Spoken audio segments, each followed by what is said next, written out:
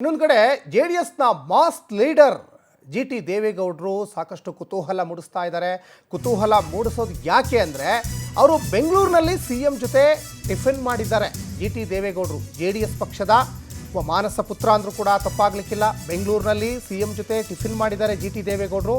ಬೆಂಗಳೂರಿನ ಮೈಲಾರಿ ಹೋಟೆಲ್ನಲ್ಲಿ ತಿಂಡಿ ಸೇವನೆ ಮಾಡಿದರು.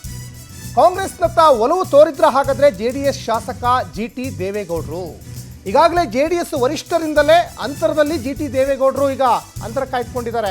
ಮುಂದಿನ ಚುನಾವಣೆಗೆ ಚಾಮುಂಡೇಶ್ವರಿ ಕ್ಷೇತ್ರ ಒಂದು ಕಡೆ ಸಾರಾ ಮಹೇಶ್ ಹೆಸರು ಈಗ ಕೇಳಿ ಬರ್ತಾ ಇದೆ. ಹೀಗಾಗಿ ಅಸಮಾಧಾನಗೊಂಡಿದ್ದಾರೆ ಜಿ.ಟಿ. ದೇವೇಗೌಡರು.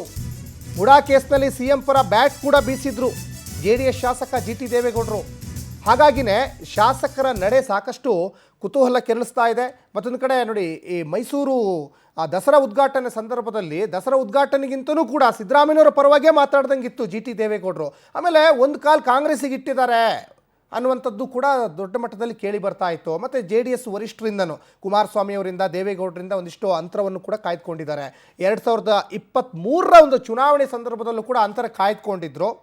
ಆ ಸಂದರ್ಭದಲ್ಲೂ ಕೂಡ ಒಗ್ಗಟ್ಟಿನ ಪ್ರದರ್ಶನ ಕೂಡ ಮಾಡಿದ್ರು. ಈ ಬಗ್ಗೆ ಸಾಕಷ್ಟು ಡೀಟೇಲ್ಸನ್ನು ಕೊಡ್ತಾ ಹೋಗ್ತಾರೆ ನಮ್ಮ ಮೈಸೂರು ಪ್ರತಿನಿಧಿ ಪ್ರೇಮ್ ಕುಮಾರ್.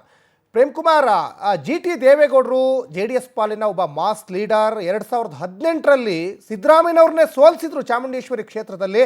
ಈಗ ಸಿದ್ದರಾಮಯ್ಯನವ್ರ ಜೊತೆನೇ ಈಗ ಟಿಫಿನ್ ಮಾಡಿದ್ದು ಸಾಕಷ್ಟು ಕುತೂಹಲಕ್ಕೆ ಎಡೆ ಮಾಡಿಕೊಟ್ಟಿದ್ದ ಪ್ರೇಮ್ ಕುಮಾರ್. ಖಂಡಿತವಾಗಿಯೂ ಸಚಿನ್, ಏನು ಹಳೆ ಮೈಸೂರು ಭಾಗ ಏನಿದೆ, ಇಲ್ಲಿ ಜೆಡಿಎಸ್ ನ ಪ್ರಬಲ ಶಾಸಕರಾದಂತಹ ಜಿ.ಟಿ. ದೇವೇಗೌಡರು ಕೆಲವು ದಿನಗಳಿಂದಲೂ ಕೂಡ ಜೆಡಿಎಸ್ ನಿಂದ ಅಂತರವನ್ನ ಕಾಯ್ದುಕೊಂಡಿರುವಂತದ್ದು. ಜೆಡಿಎಸ್ ವರಿಷ್ಠರು ಕೂಡ ಮೈಸೂರಿಗೆ ಬಂದಂತ ಸಂದರ್ಭದಲ್ಲಿ ಕೂಡ ಅವರ ಭೇಟಿಯನ್ನು ಮಾಡೋದಕ್ಕೆ ಹೋಗೋದಿಲ್ಲ. ಹಂಗಾಗಿ ಅದಲ್ಲದೆ ಪ್ರಮುಖವಾಗಿ ಇಲ್ಲಿರುವಂತಹ ಸ್ಥಳೀಯ ನಾಯಕರಿದ್ದಾರೆ, ಅವರು ಕೂಡ ಜಿ.ಟಿ. ದೇವೇಗೌಡರಿಂದ ಅಂತರವನ್ನ ಕಾಯ್ದುಕೊಂಡಿದ್ದಾರೆ. ಕೆಲವು ದಿನಗಳ ಹಿಂದಷ್ಟೇ ಸಾರಾ ಮಹೇಶ್ ಕೇರ್ನಗರ ಕ್ಷೇತ್ರದ ಮಾಜಿ ಶಾಸಕರಾದಂತಹ ಸಾರಾ ಮಹೇಶ್ ಅವರು ಚಾಮುಂಡೇಶ್ವರಿ ಕ್ಷೇತ್ರ ಅಂದ್ರೆ ಜಿ.ಟಿ. ದೇವೇಗೌಡರು ಸ್ಪರ್ಧೆ ಮಾಡಿ ಗೆಲ್ಲುವಂತಹ ಒಂದು ಚಾಮುಂಡೇಶ್ವರಿ ಕ್ಷೇತ್ರ ಏನಿದೆ, ಆ ಕ್ಷೇತ್ರಕ್ಕೆ ನಾನು ಕೂಡ ಆಕಾಂಕ್ಷಿಯಾಗಿದ್ದೀನಿ, ನಾನು ನಿಲ್ತೀನಿ ಅಂತ ಹೇಳಿ ಏನು ಹೇಳಿಕೆಯನ್ನ ನೀಡಿದ್ರು.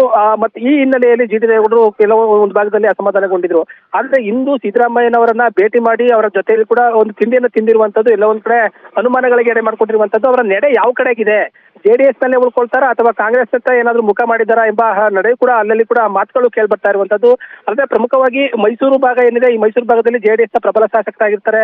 ಇಲ್ಲಿ ಯಾವುದೇ ರೀತಿಯ ಅವರ MLC-ಗಳಾಗಿರ್ಬೋದು ಮತ್ತೆ ಸ್ಥಳೀಯ ಪ್ರತಿನಿಧಿಗಳು ಯಾರು ಕೂಡ ಅವರಿಗೆ ಅವ್ರನ್ನ ಅಂತರವನ್ನ ಕಾಯ್ದುಕೊಂಡಂತ ಹಿನ್ನೆಲೆಯಲ್ಲಿ ಎಲ್ಲ ಒಂದ್ ಕಡೆ ಜಿ.ಟಿ. ದೇವೇಗೌಡರು ಒಂಟಿಯಾಗಿದ್ದಾರೆ, ಜೆಡಿಎಸ್ ನಲ್ಲಿ ಒಂಟಿಯಾಗಿದ್ದಾರೆ ಎಂಬ ಮಾತುಗಳು ಕೂಡ ಕೇಳಿ ಬರ್ತಾ ಇದೆ. ಆದ್ರೆ ಮುಂದಿನ ಚುನಾವಣೆ ಏನಿದೆ, ಮುಂದಿನ ಚುನಾವಣೆಯಲ್ಲಾದ್ರೂ ಕೂಡ ಅವರು ಕಾಂಗ್ರೆಸ್ ಇಂದ ಟಿಕೆಟ್ ತರ್ತಾರ, ಕಾಂಗ್ರೆಸ್ ಹತ್ರ ಏನಾದ್ರು ಮುಖ ಮಾಡ್ತಾರೆ ಎಂಬ ಅನುಮಾನಗಳು ಕಾಡ್ತಾ ಇದೆ.